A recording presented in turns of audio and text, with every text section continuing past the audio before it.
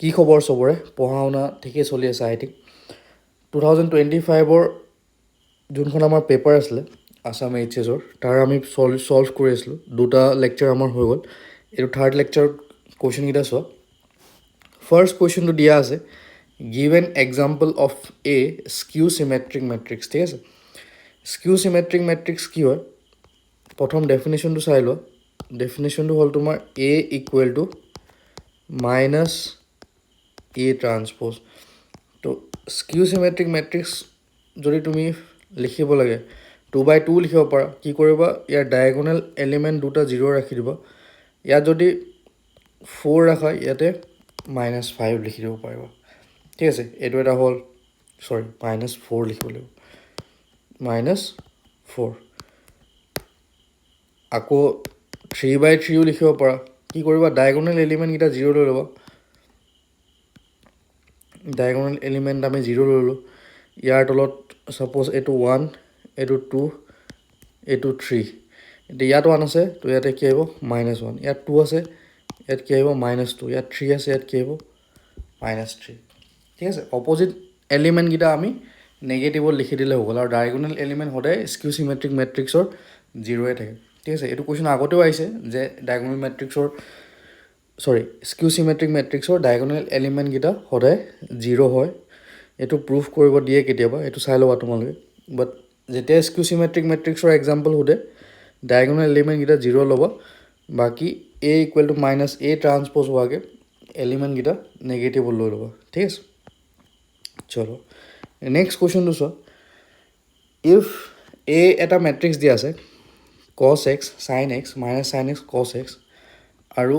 a plus A transpose identity দিয়া আছে এক্সৰ ভেলু দিছে এইটো ইজি কুৱেশ্যন হয় NCERT কুৱেশ্যন হয় একজেক্টলি তো A plus A transpose equal to identity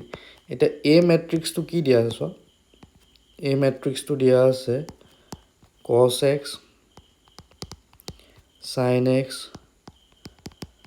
minus sin x cos x যেতিয়া ট্ৰান্সপ'জ ল'বা তুমি ৰ'টো কলম হৈ যাব কলমটো ৰ' হৈ যাব তো ইয়াত আহি যাব cos x ইয়াত আহিব মাইনাছ sin x ইয়াত আহিব sin x আৰু ইয়াত আহিব cos x ডায়েগনেলবিলাক একো চেঞ্জ নহয় আৰু আইডেণ্টিটি মানে তোমালোকে জানা 2x2 মেট্ৰিক্স 1 0 0 1 এতিয়া যদি এইটো আমি চাম কৰোঁ cos x plus cos x কি আহিব 2 cos x sin x minus sin x ইয়াত 0 ইয়াতো 0 ইয়াত 2 cos x ইকুৱেল টু কি পাওঁ আমি 1 0 0 1 এতিয়া আমি যদি কম্পেয়াৰ কৰোঁ তেতিয়া আমি গম পাম 2 cos xৰ ভেলু কিমান হ'ব 1 ইয়াৰ পৰা আমি cos xৰ ভেলু পালোঁ 1/2 এতিয়া 1/2 কিমান ডিগ্ৰীত হয় 60 ডিগ্ৰী চ' ইয়াত cos কি লিখিব পাৰিম π/3 লিখিব পাৰিম তো এক্সৰ ভেলুটো কি হ'ব জেনেৰেল সলিউশ্যনটো তোমালোকে লিখিবা টুৱাইচ n পাই প্লাছ মাইনাছ π/3 ঠিক আছে এইটো ভুল নকৰা বহুতে কি কৰে এক্সৰ ভেলু π/3 লিখি থয় কেতিয়াবা এইটো ফুল মাৰ্কছ দিবও পাৰে কেতিয়াবা নিদিবও পাৰে 60 ডিগ্ৰী লিখি থৈ আহিলে সদায় জেনেৰেল সলিউশ্যনটো লিখিবা তেতিয়া ফুল মাৰ্কছ কেতিয়াও নাকাটে ঠিক আছে তো আকৌ এবাৰ চাই লওক কুৱেশ্যনটো কৈছিলে এ এটা মেট্ৰিক্স দিয়া আছে A plus A transpose equal to identity আমি ইকুৱেট কৰি দিম 2 cos xৰ ভেলু 1 পাম এক্সৰ ভেলু দিছে এইটো জেনেৰেল ফৰ্মুলাটো তোমালোকে লিখি ল'বা এইটো আমি ট্ৰিগোনমেট্ৰিক ইকুৱেশ্যনত পাওঁ এতিয়া এইটো চেপ্টাৰ 11ত নাই ষ্টিল জেনেৰেল সলিউশ্যনটো এনেকৈ লিখিলে ভাল ঠিক আছে নেক্সট কুৱেশ্যনটো সুধিছে using determinants find the equation of the line joining the point 1, 2 and 3, x এইটো ইজি কুৱেশ্যন হয় এতিয়া এনেকুৱা ধৰণৰ কুৱেশ্যন আহিলে তোমালোকে কি কৰিবা চোৱা ছাপ'জ এডাল ষ্ট্ৰেইট লাইন ইয়াৰ দুটা পইণ্ট দিয়া আছে এটা দিয়া আছে 1, 2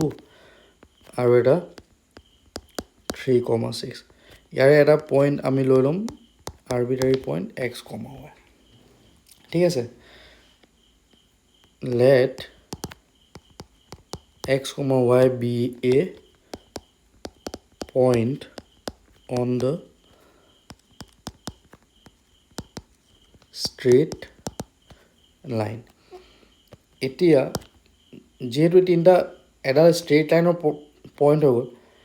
ইয়াৰ যোনটো এৰিয়া হ'ব হাফ ইনটু এৰিয়াটো আমি কেনেকৈ লিখোঁ, যোনটো নতুন পইণ্ট পাইছোঁ সেইটো x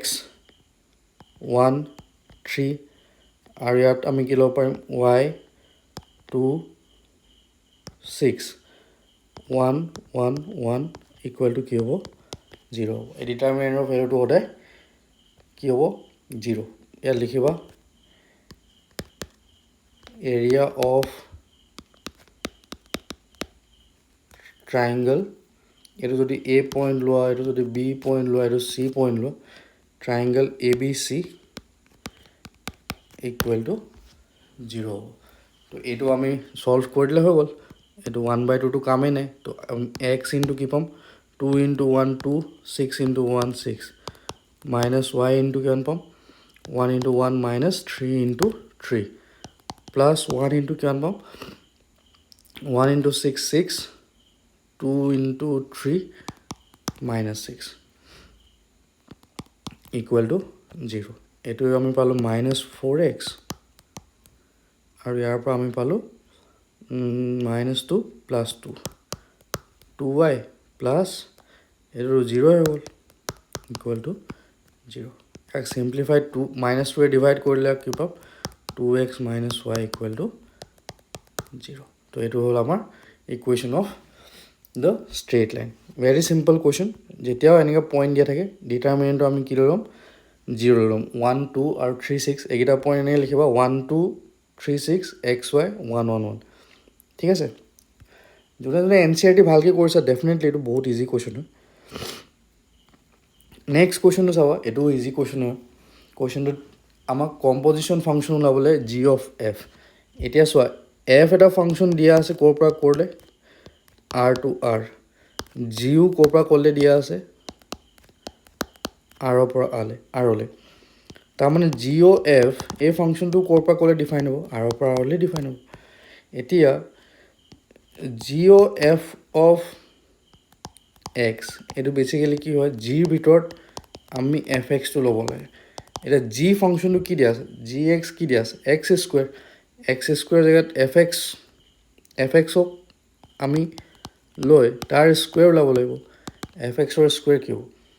এফ এক্স কি দিয়া আছে চাইন এক্স, তো চাইন এক্সৰ হোল স্কুৱেৰ, তাৰমানে আনচাৰটো কি হ'ব sign square x. Very simple. ঠিক আছে, ইয়াত এফ এক্সৰ ভেলুটো আমি ক'ত পুট কৰি দিব লাগে জাষ্ট জিৰ ভিতৰত পুট কৰি দিব লাগে, মানে এক্সৰ জেগাত পুট কৰি দিব লাগে জি এক্সৰ জেগাত। ঠিক আছে, কাৰণ এফ এক্স দিয়া আছে চাইন এক্স, জি এক্স দিয়া আছে এক্স স্কুৱেৰ। তো 2 মাৰ্কছৰ কাৰণে আহিছিলে, বহুত ইজি কুৱেশ্যন। নেক্সট 5 নম্বৰ কুৱেশ্যনটো চোৱা, ডিফাৰেঞ্চিয়েশ্যন আহিছিলে, দুটা কুৱেশ্যন আহিছিলে 2 + 2 মাৰ্কছৰ কাৰণে আহিছিলে। 2 + 2 4 মাৰ্কছ। প্ৰথম কুৱেশ্যনটো চোৱা, এইটো পেৰামেট্ৰিক ডিফাৰেঞ্চিয়েশ্যনৰ কুৱেশ্যন হয়। এক্স দিয়া আছে কি দিয়া আছে টি প্লাছ চাইন টি দিয়া আছে। ইয়াক উইথ ৰেচপেক্ট টু আমি টি ডিফাৰেঞ্চিয়েট কৰি দিম। তো ডি এক্স বাই ডি টি কৰিলে কি পাম আমি টিৰ ডিফাৰেঞ্চিয়েশ্যন 1 হ'ব, চাইন টিৰ ডিফাৰেঞ্চিয়েশ্যন হৈ যাব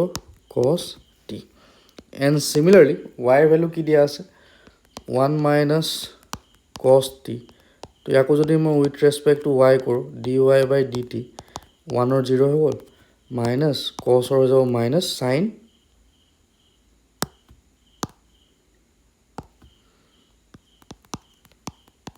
টি, তো মাইনাছ মাইনাছ প্লাছ হৈ যাব, তো এইটো হৈ গ'ল চাইন টি। এতিয়া আমাক কি লাগে ডি ৱাই বাই ডি এক্স লাগে। ডি ৱাই বাই ডি এক্সটো মই ডি ৱাই বাই ডি টি ডিভাইডেড বাই ডি এক্স বাই ডি টি লিখিব পাৰিম। ডি ৱাই বাই ডি টি দিয়াই আছে চাইন টি, আৰু ডি এক্স বাই ডি টিৰ ভেলু দিয়া পাইছোঁ আমি টি প্লাছ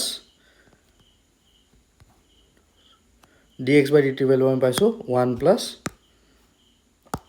কছ টি। ঠিক আছে, চ' এইটো 2 মাৰ্কছৰ কাৰণে আহিছিলে, ইজি কুৱেশ্যন। তো ফাৰ্ষ্টটোতো আমি পাই গ'লোঁ। ছেকেণ্ড কুৱেশ্যনটো চাবা, ছেকেণ্ড কুৱেশ্যনটো ইয়াতো আছে। ছেকেণ্ড কুৱেশ্যনটোত দিয়া আছে x power y equal to y power x এইটো কোৱেশ্চন ভালকৈ চাব আমি যেতিয়া ফাংচনৰ ওপৰত ফাংচন থাকিব আমি দুইটা সাইডে লগ লম log x power y equal to কি হ'ব log y power x তো এইটো y টো বাহিৰলৈ যাব y log x x log y এইটো লগৰ প্ৰপাৰ্টি হয় ঠিক আছে এটা দুটা সাইডে ডিফাৰেন্সিয়েশ্যন লগাই d by dx of y log x equal to d by dx of x log y এটা uv rule আমি জানো ভালকে প্ৰথমতে y ডিফাৰেন্সিয়েশ্যন কৰিলে আমি কি পাম dy by dx into log x plus y into log x or differentiation 1 by x similarly x or differentiation 1 into log y plus x into log y differentiation 1 by y আকৌ y differentiation dy by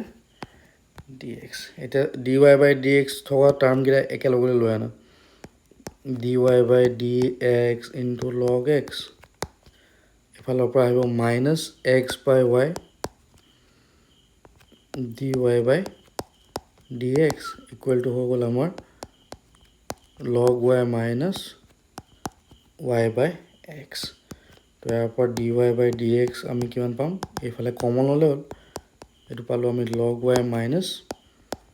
y by x divided by log x minus x by y এইটোৰ পৰা log x টো common ল'ব সৰি dy by dx টো common ল'ব তো আমি এইটো আনসাৰ পাই যাম ঠিক আছে হোপ তোমালোকে বুজি পাইছা বাকি কিটা সলিউশন লেকচাৰ তোমালোকে চাই লও নেক্সট লেকচাৰ আমি নেক্সট কোৱেশ্চনখিনি সলভ কৰিম আৰু যোনে যোনে ভালকে প্ৰিপাৰেচন কৰি আছে তোমালোকে আমাৰ এপ্লিকেশ্যনটো ডাউনলোড কৰি ল'বা প্লে ষ্টৰত গৈ তাতে সলিউশনবিলাক ফ্ৰীকে পাবা আৰু আহিবলগীয়া বহুত এক্সাম যি আছে গোটেইখিনিৰ হেল্প যিমান পাৰো মই তোমালোকক কৰি দিম সো ষ্টে টিউন পঢ়ি থাকা ভালকে